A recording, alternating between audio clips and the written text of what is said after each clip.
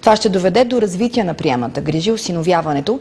Предвижда се и преквалификация на социалните работници. Пълна промяна за закриване на старите домове за деца, останали от времето на комунизма. Изоставени дечица на улицата, търсене на нови варианти за тяхното развитие. Такава негативна картина си представят всички. Ситуацията обаче никак не е толкова мрачна.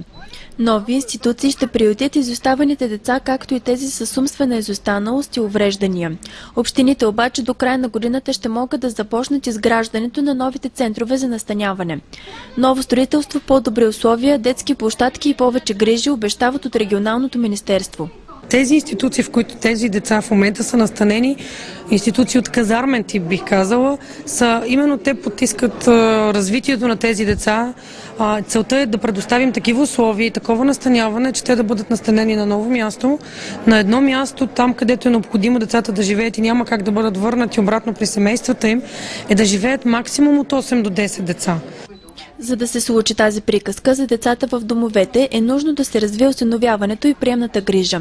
До сега практиката показва, че там нещата не вървят добре. Бавният процес на осиновяването, все още ни се струва, че там нещата не са както трябва, че липсва капацитет, че липсва пълен анализ на проблемите, които забавят осиновителния процес и, разбира се, приемната грижа. Така след 15 години всичко останало в наследство от времето преди 1989 година ще бъде изкоренено. Ще се създадат нови, по-хубави и уютни места, където нашите деца ще могат да израстват. Пожелалите да станат приемни родители за миналата година са малко над 500.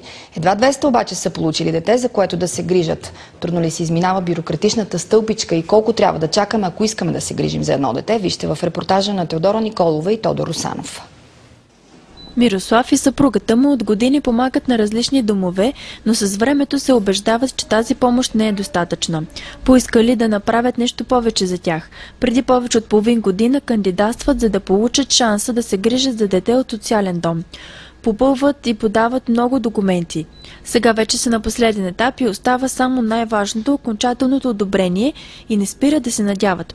Процедурата е тромава, казва Мирослав. От една страна това е добре според него, защото имаш достатъчно време да осъзнаеш дали наистина искаш да си приемен родител. Моите очаквания бяха за по-бърза процедура, мислейки си, че ние все пак не е осиновяване, е приемно семейство, но всъщност процедурата е доста дълга. И тя е дълга, защото има доста документи, има институции, има обучение. Най-голямата дилема за семейство Далакчиеви е била дали да станат осиновители или приемни родители. С времето обаче разбират, че дали ще е осиновено или не, за детето е важно да бъде отгледано в семейство, което да го обича.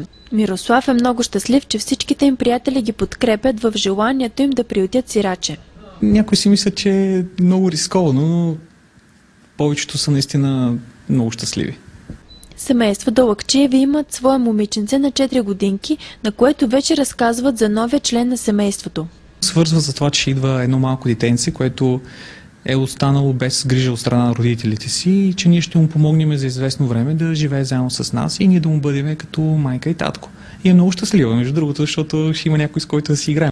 Семейство Далакчиеви са от онази порода хора, които не делят децата на моето, твоето или ничието, което го гледа държавата.